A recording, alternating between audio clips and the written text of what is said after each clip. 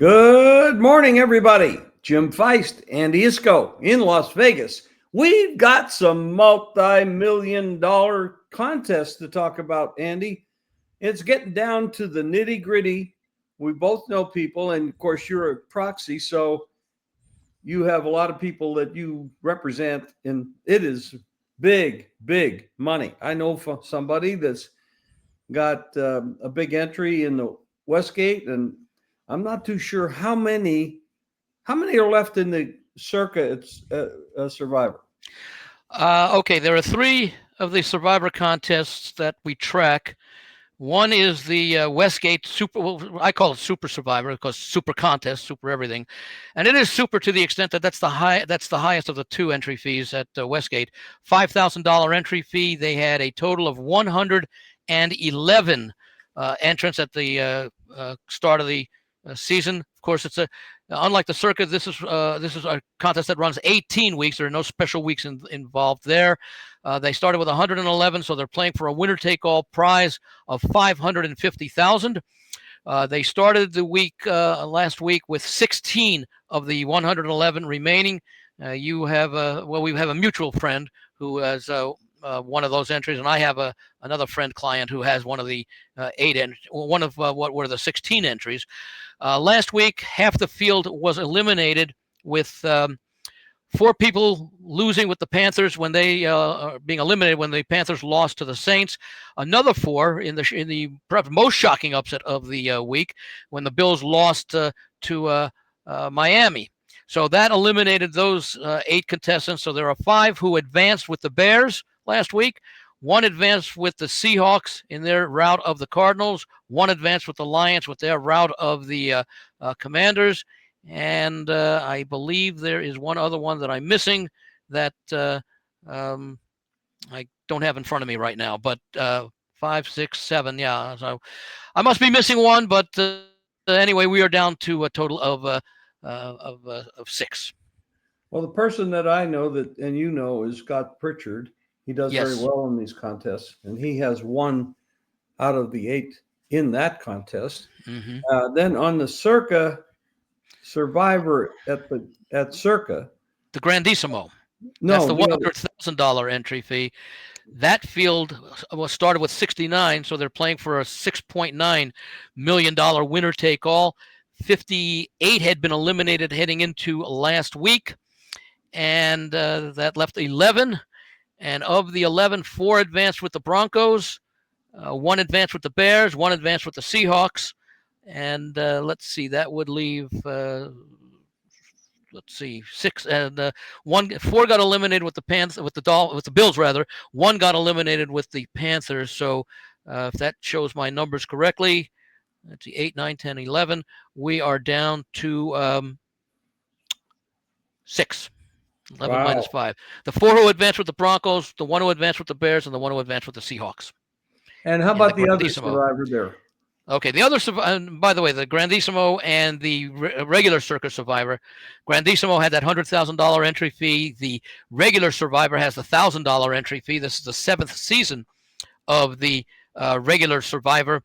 They started with 18,718 contestants, each paying $1,000.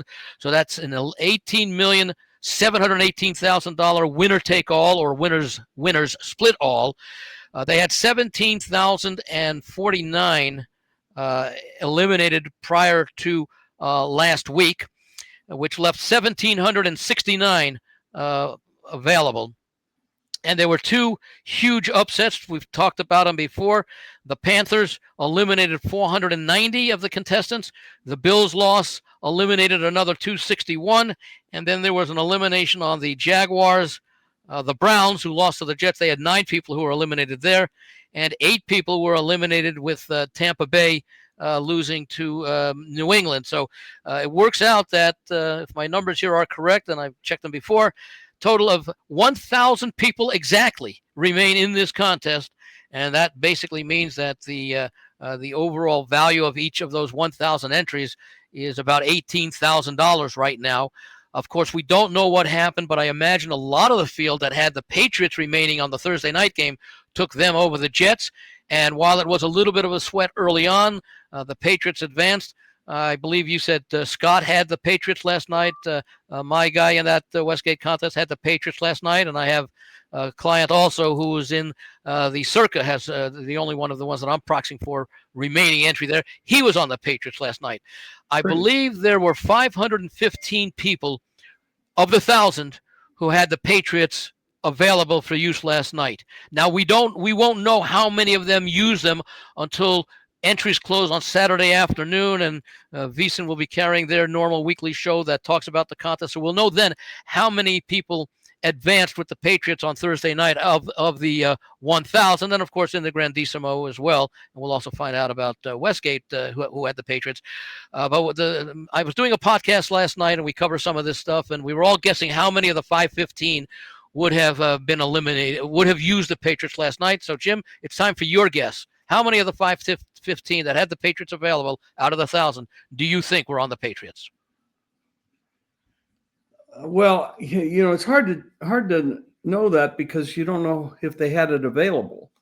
No, I'm saying 515 had the Patriots available. What we don't know of the 515, although it is available because the Circa puts it on their website, that we also know you can go on the website for those who are interested and check out to see what everybody still has available because they will have used 10 teams coming into this week. Now, obviously, with 1,000 entries, you don't want to go through everybody, but you can certainly do it for Grandissimo and the Westgate Super Survivor, where there are less than 10 alive in each. So we don't know what teams had, but I will give you the three guesses we got last night. One of the gentlemen guessed of the 515 that 450, about 90%, would be on the Patriots. The other gentleman guessed it would be about 340, and I guessed it would be about 425 of the 515 that were on the Patriots. I'm going to go in between the 3 and the 400, in that range. Okay, yeah, so maybe like 375 to 400, that range. Right. 350 to 400. Okay, yeah. Well, we'll find out tomorrow night. There's no prize other than bragging rights. Or guessing rights, whichever you want to call it. But anyway, that's the situation there. I'll be interested to see. Now, the reason I say the Patriots were such a huge choice last night is because of the fact that there's really not that much on the schedule this week. Now, keep in mind in the Circa, Thanksgiving is split into 2 weeks. You've got the 4 games on Thanksgiving, Thursday, and Black Friday, so that leaves 8 teams. You've got to have at least one available, or you got automatically eliminated if you've run out of teams for a given part of the card. And then they have the second part of Thanksgiving weekend, which is the Sunday, Monday games. And in Christmas, there are 3 games on Christmas Day and Christmas night. So you've got to have at least one of those 6 teams available. And then the second part of Christmas is the rest of the schedule. So there are 20 weeks in the Circa Survivor and the Grandissimo contests. And a lot of strategy is one of the interesting ones is the Baltimore Ravens, because they play on Thanksgiving. We don't know about Joe Burrow. Because if we knew that Joe Burrow was definitely out or definitely in, that would affect what people would do in this coming week when the Ravens host the Jets. And so if they have if the Ravens are still, or if Burrow we knew was definitely not going to play, why not use the Ravens this week in advance? If we know that Joe Burrow is going to play, I'm saying if we know that he's going to play, then you'd want to use the Ravens this week. If he's not going to play, you might want to use the Ravens against Joe Flacco on Thanksgiving. And then even if you don't want to use him on Thanksgiving, I believe the following week, I forget, they have another opponent I think that they should be able to handle. But they got a little bit of a nice schedule coming up, do the Ravens. So that's all part of the strategy as far as the last man standing. What's the difference between Joe Burrow and Joe Flacco? I mean, this guy's putting up 30 points a game, 450 yards a game last time, and he's over 300 yards a game. Burrow can't do any more than that. He doesn't play defense. So what's the difference? You bring up an excellent point, and that's what a lot of people who are thinking about, do I take the Ravens against the Jets or do I take the Ravens against Cincinnati? Now, the numbers you point out say the Bengals don't lose that much offensively, if anything, going from Burrow to Flacco. And will Burrow be at or near 100%, or will he still be finding his way in there? That's the decision that people who still have the Ravens have to decide. If it were still who who did that Browning in there at quarterback for the Ravens, I think it'd be a no-brainer. You'd save the you'd use the Ravens on the Thanksgiving night game against Browning. But with Burrow and Flacco basically playing at a similar level when they're in there, other than the fact that Browning will be that Burrow will be a little bit rusty, that makes it a little bit more of a competitive game, you would think. Obviously, the Ravens have the advantage of having the better defense now that they're healthy. But in a game where you can expect at least where it'll probably take 30 points to win, that almost makes it a toss-up because you got two quarterbacks each capable of putting up 30 points. Wow. There's a lot to think about there. Yeah. Well, at least the people who advance with the Patriots know they've got at least 1 week. They've got to make a selection next week. We don't know about the other 900. Let's talk a little bit about this Buffalo-Tampa game. This is a big game. I mean, there's a lot of big games this week. Not that we get into each game, but you got Kansas City, Denver. You got Seattle and the Rams. You got the Detroit and Philly. I mean, these are all monster games when you're looking forward to playoffs. Detroit, Philly. I mean, they're all this. See, now we're down to the last 8 weeks of the season. Is it 8 weeks? Yeah, 7 weeks actually. Yeah. So we've already played. We've already played 8 weeks, 11 through 18. 8 weeks we got. Yeah. So there's 18 weeks, but only 17 games. Yes. Yeah. So 7 games remaining. Well, 8 games for the teams that have yet to have their bye. Right. Which, by the way, late season buys for playoff teams are very advantageous, and I think the Patriots have yet to have their bye. So it's a team that will go to the playoffs. I know they played with their food a little bit last night, but you know that they have bigger games coming up, and I figured they might play with their food. I laid 11 with that game, and got by, thank God. Yeah. But I'll tell you what.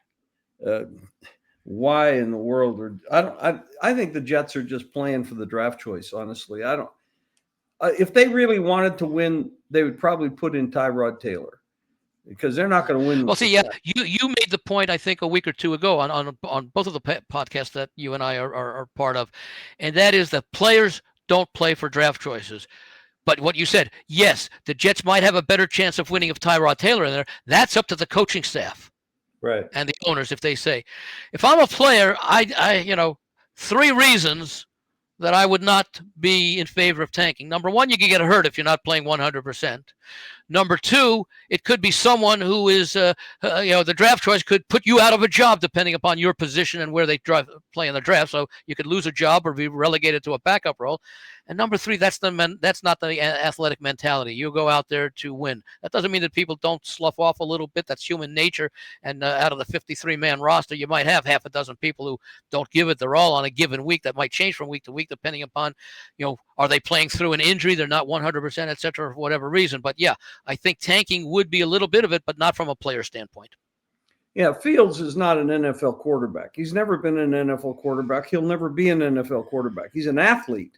He's a great athlete. Oh my! You wonder why they don't try him out at receiver or running back. Yeah, sometimes those things don't work, and sometimes these players don't want to try to do that. But I mean, if I were him, instead of embarrassing himself at this position, he should try another position. He's not going to be, and I think this is his last job in the NFL. And the other players are not going to be unhappy seeing him go, because they want to win and they know they can't win with him. They're not going to win with him. But other than contests, let's move on to the next subject. Well, you sort of brought it up as far as some of these great matchups, and I'll throw a couple of stats out at you. They've played 140, forgetting last night's game through last week. They played 149 games so far this season. One of the things I monitor as part of, because I put together a teaser newsletter, and I put some stats in there every week. How many games are there in which both sides covered in the teaser? For example, last night, both the Patriots covered in the teaser, going from, let's say, 12.5 down to 6.5, and the Jets covered in the teaser, going from 12.5 to 18.5, okay? Of the 149 games this year, about a third of them, 51 of them, had both teams covering, okay? Now, when you take a look at another thing that I chart the number of games that are decided by 4 points or less, okay? So far, it's almost about the same number, 47 of the 149, which again, 50 of 150, 50 out of 150 is exactly 1/3. So 47 out of 149 is just about within percentage points or tenths of percentage points of 1/3. There have been 51 such games. Now, why do I bring that up?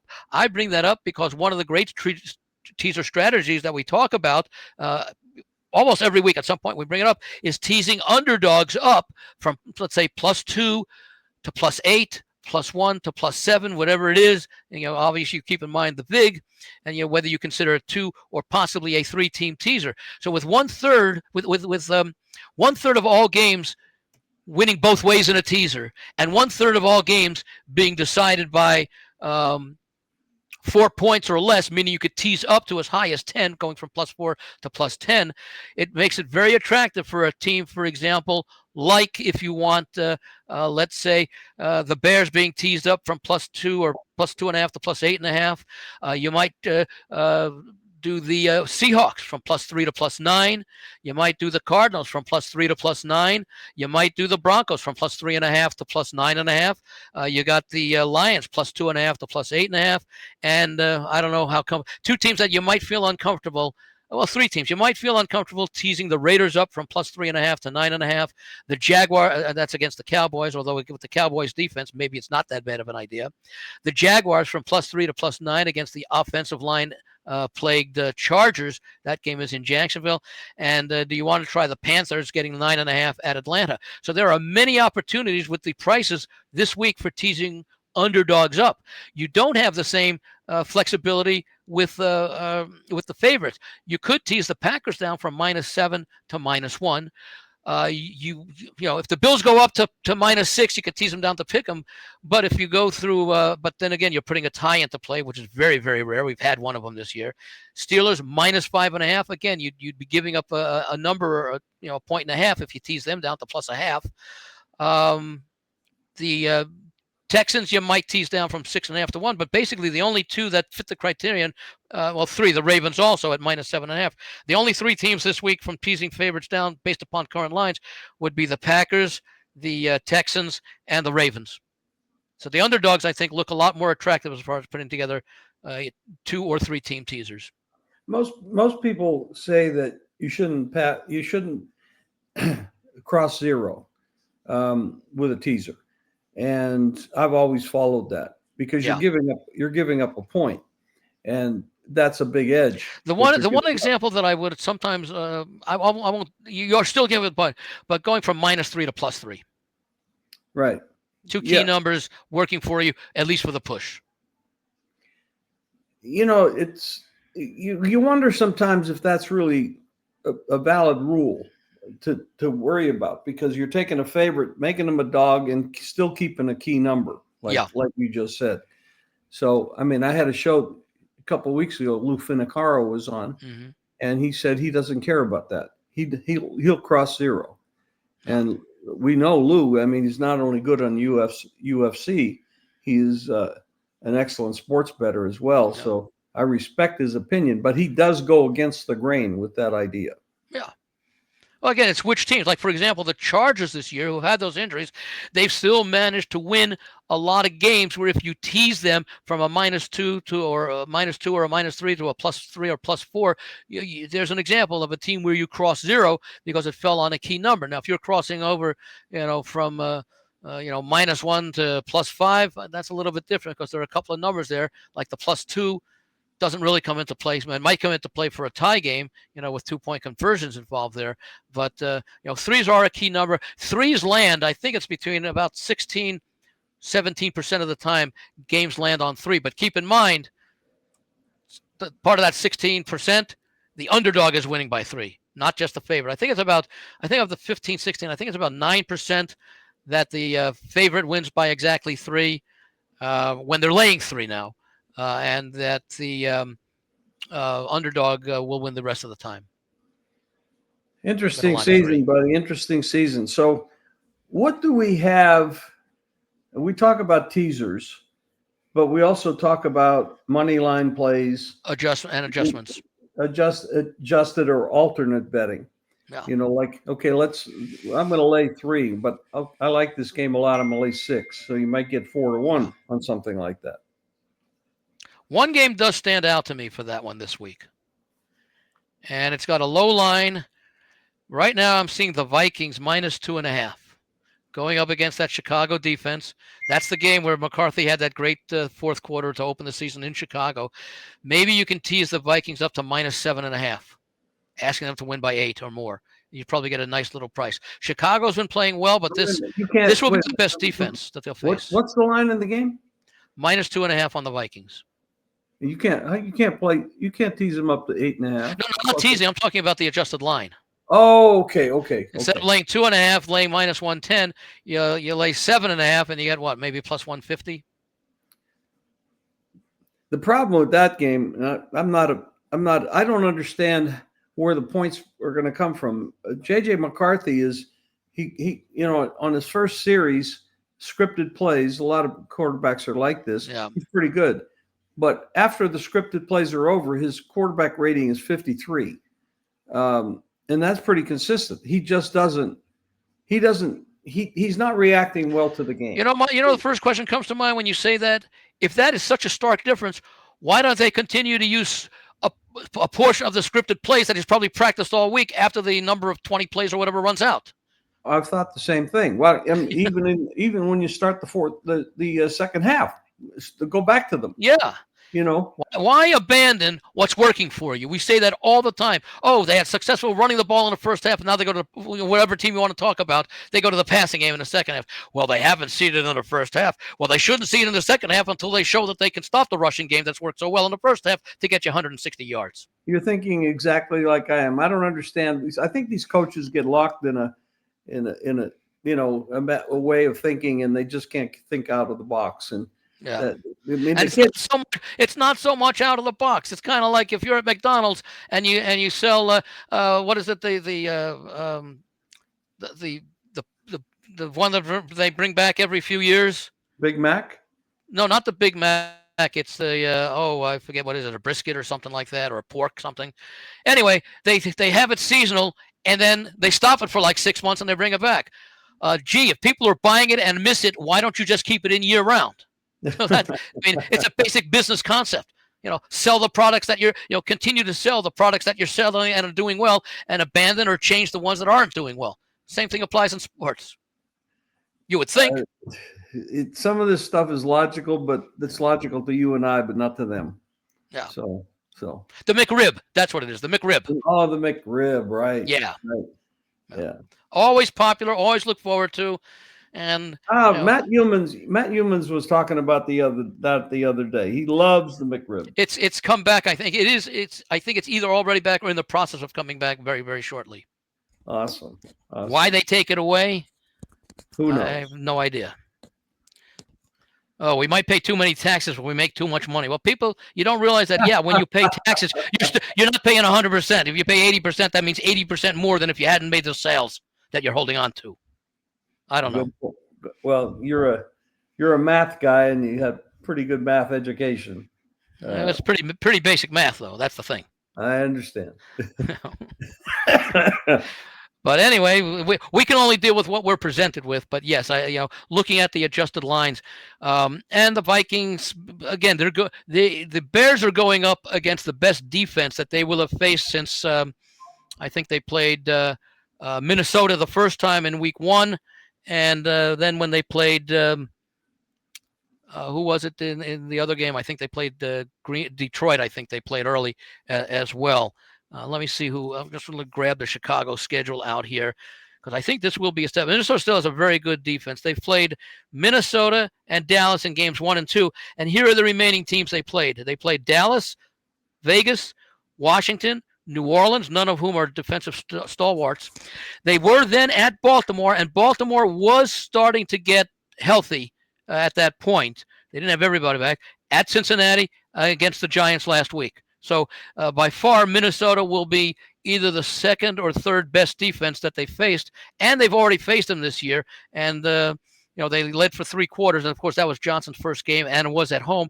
Now they're going indoors on the artificial turf. So I could see Minnesota having some success with turnovers and going and with Chicago struggling on offense. Chicago's benefited from a lot of turnovers this year. I think they're plus 18 on the year, which is incredible. Well, again, the teams I just read are all relatively weak teams, certainly defensively, and a number of them struggled offensively. Now, the Cowboys weren't one of them, but the Bears actually held them in check. But I'm trying to think of any other team. If you look at competitive matchups, I could see either team winning the Rams and Seahawks. Okay, that could be a toss-up. I don't know that I could see the Cardinals or 49ers winning by double digits, which is basically what you'd be looking for, certainly if you wanted to play the 49ers going from 3 to 9 and to 10.5, which is, they usually go 3.5, 7.5, 10.5, 14.5, things like that. Lions and Eagles, that could go either way. That doesn't mean it can't be a blowout, but there are not too many games, and the lines tell us this because the 3 biggest lines are the Steelers against the Bengals.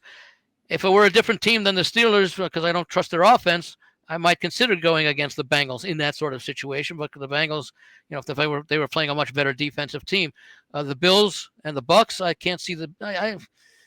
I guess the Bills have the capability of blowing out the Bucks, but I think that's not the one to go. Maybe the Packers against the Giants, although Packers haven't been strong offensively since the first couple of weeks of the season. In that game, Andy, I'm really excited about seeing famous Jameis Winston come back because he loves to throw the ball to anybody. Yeah. He doesn't realize that interceptions do not count as completion, even though someone caught the ball. He doesn't get credit for pick sixes. But he has a wonderful locker room presence, and so and keep in mind the Giants, their 2 wins this year were at this field at MetLife in New Jersey. They beat the Eagles in the revenge game, beat them 38-20, I believe it was, and they beat the Chargers earlier in the year at home. I think they're live in this game. I don't like the way the Packers are playing, and I think they're going to get a new coach bump, and Jameis is liked much more than, please God, no, don't put Russell Wilson back on a football field in the NFL. He's horrible. Yeah. And too bad that Dart got hurt, because I thought the only concern about the Giants is the number of players they're missing on offense. I think Slayton may not play this week, and the Packers do have a very good defense that keeps them in games. They are good. They are better. There's no question about that, which is why they're a 7-point favorite. Yeah. So there's a reason for that. But seven's a big number in the NFL. It's hard to. Yeah. I mean, look at how bad the Jets are, and they still stayed close, sort of, last night. I mean, they're horrible. I wonder if they're playing for draft choices over there, because I think if they were really trying to win, they'd put they certainly traded away 2 of their 2 best defensive players. Yes. Who, by the way, I believe both of them, I don't know what the ages were, but I don't think that they're over 30, meaning that they could form the nucleus of a very good defense that's been actually very good the last few years. I'm not quite sure what they're doing over there. I don't understand. I'm not. I mean, look, you got an owner who doesn't like quarterbacks because of their Madden game rating. That tells you all you need to know. They must have a lot of off-season chats with Cleveland and Cincinnati management. There are some bad teams in the NFL this year. Unfortunately, we're seeing a down year, quality-wise, depth-wise, in this year. Andy, what else you got?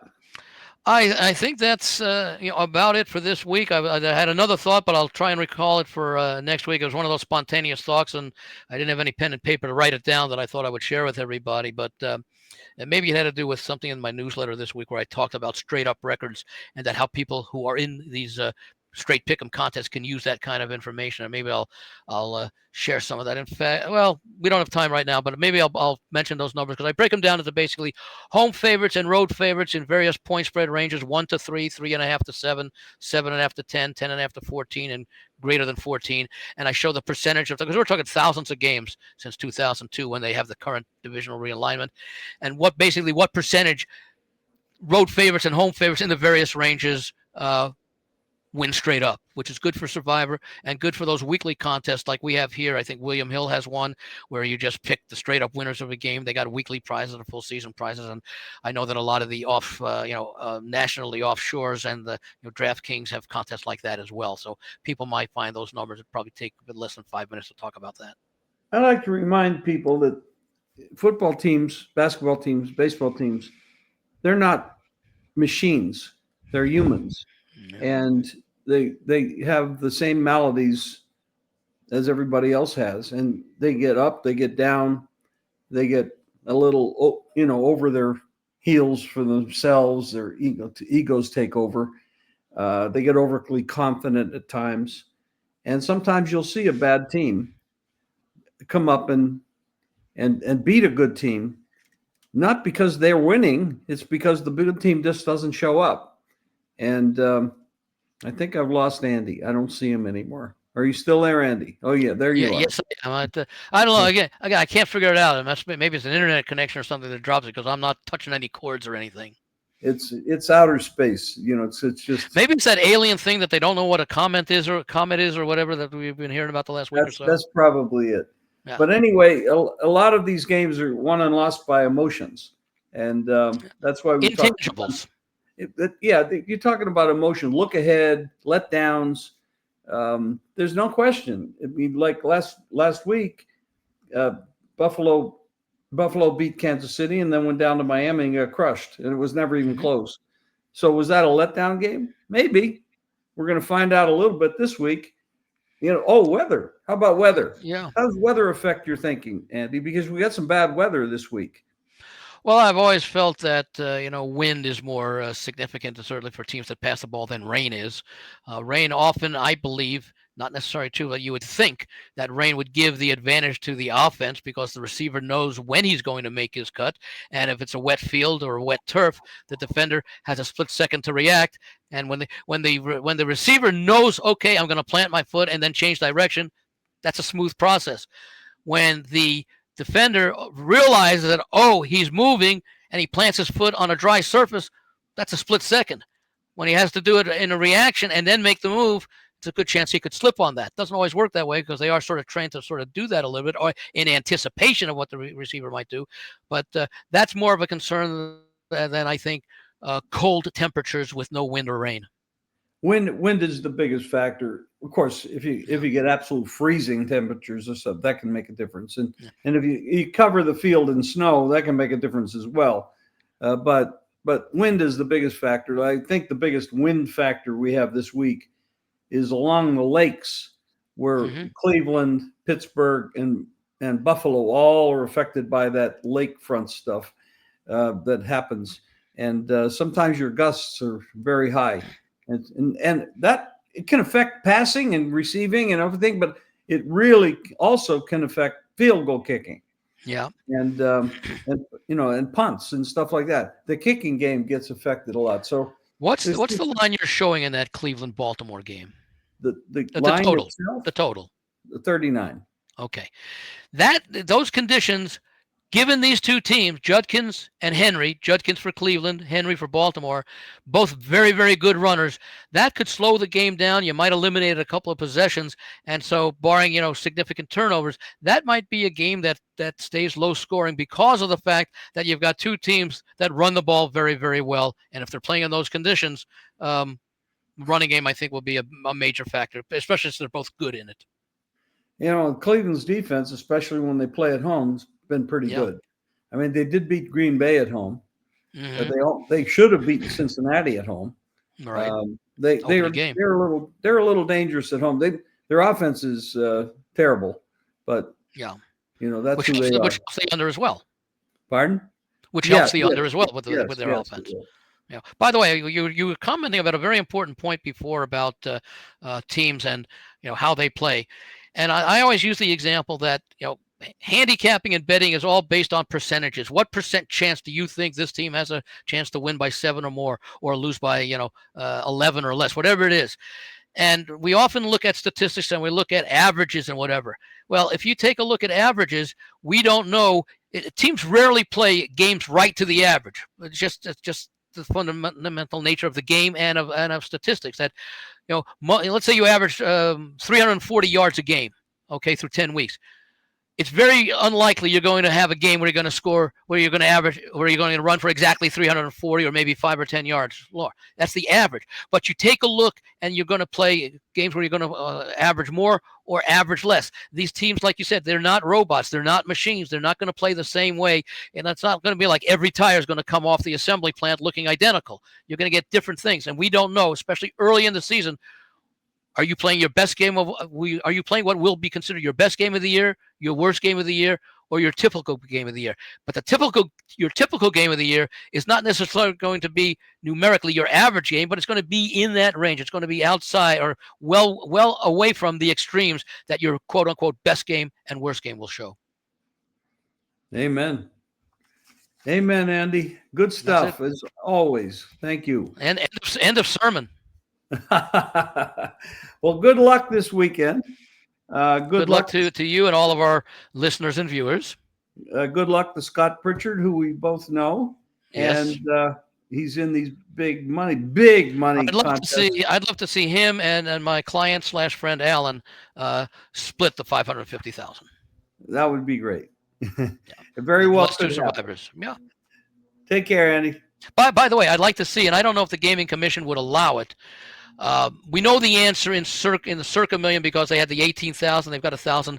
That one, and it's always gone the full length of the contest. I'd like to see if the Gaming Commission would allow a proposition. Of course, there'd be probably limits on what you could wager. What week will the Westgate Super Contest Survivor end, and what week will the Grandissimo contest end? Well, that's always. I think it'll end in week 13, for example, or whatever. I mean, I'm not saying that that's what I think, but and maybe they could put that up at the start of the season. Well, we're going to see.